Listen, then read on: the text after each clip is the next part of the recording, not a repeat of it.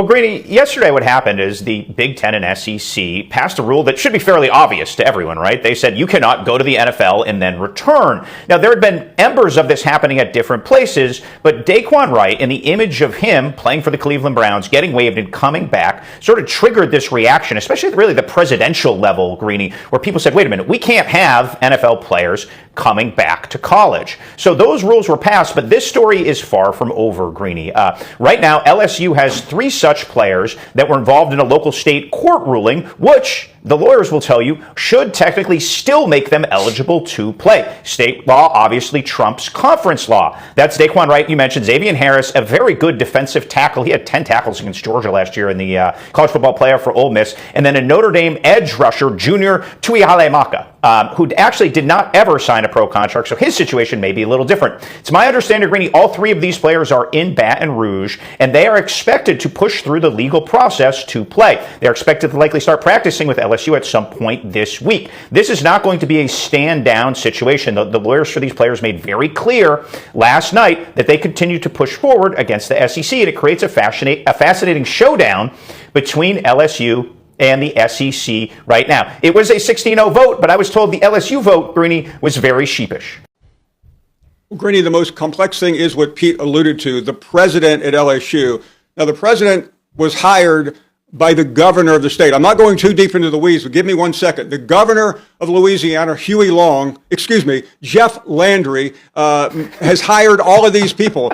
Jeff Landry, following in the footsteps of the great Huey Long from the 30s, they called him the Kingfish because he ran the state and it was his football team at LSU. And this is Jeff Landry's football team. So I wanted to be a fly on the wall when the president had to call his boss, the governor, who's also, by the way, the ambassador to Greenland, to explain why this state school is going against what the wishes of the head coach want. And Lane Kiffin is the most important person in the state other than the governor. I know that's confusing, but that's the way Louisiana rolls, and there's no way they wanted to do it. But I think the president sitting there with 15 other PhDs couldn't go against the grain as long as he wanted to be a member of the SEC, which means he collects those big checks. As much as they are a trendy pick and as good as Joe Burrow is and as many investments they made on the defensive side of the football, you saw the preseason game against Detroit, right? You saw how many times Joe got hit in that game, right? Yeah. The offensive line is still a problem. That could derail everything. I love the additions they made on defense, and I'm with you. I'm as optimistic as anyone. This offensive line still scares me. They have never corrected this issue, and I still don't believe it's corrected. I think Joe's going to have to overcome it. Clarky, you said earlier you like the Eagles to win the division. You like the Cowboys next. Are the Giants a fringe playoff team, or are they not even that good? They are in the hold your horses bucket right now. Mike T, I completely agree with you, except I do think that Malik Nabers is not on the list for most indispensable guys, only because they had 216 snaps from him last year, and Jackson Dart still looked good. He still made progress. So I think the biggest thing is, we talk about culture change with John Harbaugh. The Giants have shown themselves unable to make good decisions unless they have a really strong voice in the room. Someone like a John Harbaugh, a Tom Coughlin, a Bill Parcells before that, obviously George Young. So John Harbaugh is going to come in and completely change how the organization is run. That, to me, is a much bigger deal than whether or not they win 9 games. I'm scared to death. If I'm a team like Arizona or Cleveland and you get a call from Arch Manning's agent said, don't draft me, I'm not going to go there. In the past, it wouldn't be ideal, but you'd still draft a player. You have a boss. You have to go see your head coach. You have to go talk to your owner and say, Arch Manning has the economic means to be like, I want to play for this team, not that team. And we will see in the post-portal world in the next couple of years, Greeny, some of these better quarterbacks impact the draft and dictate where they may not dictate where they want to go, but they certainly could dictate where they don't want to go. Yes, that could be. And again, this is not limited to the Mannings. It will come up because of Arch and Eli. But this could easily be the... Look, Dante Moore could have been the second pick in this past year's draft if he wanted to come out, and he chose to go back to school. There's a lot here. Number one is Lane Kiffin has done a lot here, but I think any coach knows if Mahomes is eligible, you take Mahomes. Okay, so that's the part of it, is you're taking what the rules say you can do for right now, I'd say. I think there's a couple things. Number one, Lewis, you mentioned it, but the ghost transfer thing of last year was basically kids jumping in the portal when the portal wasn't open and saying, I'm a college student, I can go from Xavier Lucas, went from Wisconsin to Miami. You don't have to tell anybody, you can just go. They solved that in one offseason by saying, we're going to punish the coach, we're going to suspend the coach for half the season. Nobody even tried it. it. Nobody filed a lawsuit to see if that was even legal. They just moved on. Everybody moved on. So I think there's ways to do it. The NCAA says Congress is the only way to solve this thing.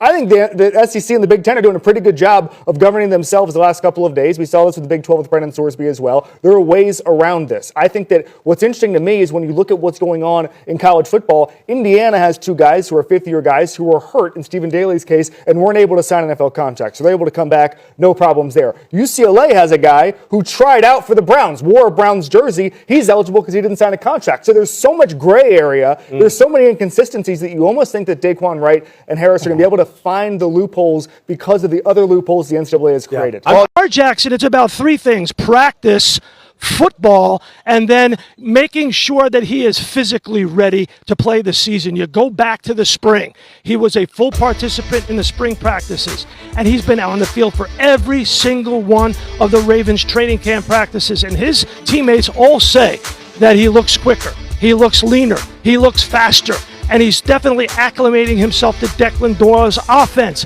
And what is Doyle trying to do? And it's all about making sure that Lamar Jackson stays on the field for a full 17-game season. Missed 10 games in the last 5 years, 4 of them last year with numerous different injuries. And, of course, Baltimore was bounced out, didn't make the playoffs. John Harbaugh is fired. Jesse Minter is your new head coach. And Declan Doyle wants to make sure he keeps Lamar Jackson out of harm's way. Lamar Jackson has been a pyrotechnic player, 2-time MVP. But what you want to do is make sure that he is creating conflict for the defense without evacuating the pocket. So you put him under center, you do some play action pass with Derrick Henry, and that's the way you create conflict and you get this offense to be much more successful. Anyone who was declared for the NFL draft and did not withdraw or appeared on an NFL roster or signed a contract with a pro league cannot be on a Big Ten roster. That according to Pete Thamel, who was citing sources on his Twitter literally just moments ago. I absolutely think so. I mean, I think we have to take into account how good this defense is. And it feels like that window, we talk about windows in football, like suddenly shutting. Their window is open as it's going to get. They have a good quarterback. They had 2 really great receivers in, or at least we thought Higgins was heading that direction when he got hurt. And the way that they demonstrated, they went out and got Booty quickly. They know that everything's on the line for their quarterback. They want to pay their quarterback. They want to have the success that we think this team deserves. And I think Booty, like in that playoff game last year, he had that incredible one-handed catch against the Texans. I'm sure that was in their mind, and they knew that he was someone who was going to be available. So this is a big acquisition. Well, we should be thinking that the very coaches who sit around all summer at media days and say we need hard and fast eligibility rules to follow are the very ones who are then saying, oh, look at this loophole. I can use it to get a tight end who I coached before and can help my offense. So while the SEC is asking the NCAA and the United States government for help to fight this, the coaches in their conference are saying, why don't you come on over here and play with me because I can make a spot for you on my roster. Greeny, what's happening is having a trickle-down effect all the way to the high school level. And this has been Greg Sankey's point. You can't damage these other players on your roster who have invested 8 months all summer to play for you and high school players who think they have a spot and 5 years to play for this one player who can't cut it in the pros. I wanted to hear you say that they want to get something out of this contract, which I guess makes sense. But so far, what they've gotten out of this contract is a lot of bad headlines and judgment in us and them like further cementing this like trope of them as like this silly organization, which actually they draft really well. They built a really good roster. They made this really awful trade and decision, and that's been mired a lot of the years since. And now like you have an opportunity to feel like you have a fresh start. You can dump all this on that decision and move on. And rather than doing that, they remind us that, you know what, even though we make a lot of really good choices, this is who we are, baby. This is who we are. We're going to end it by making it another like questionable choice.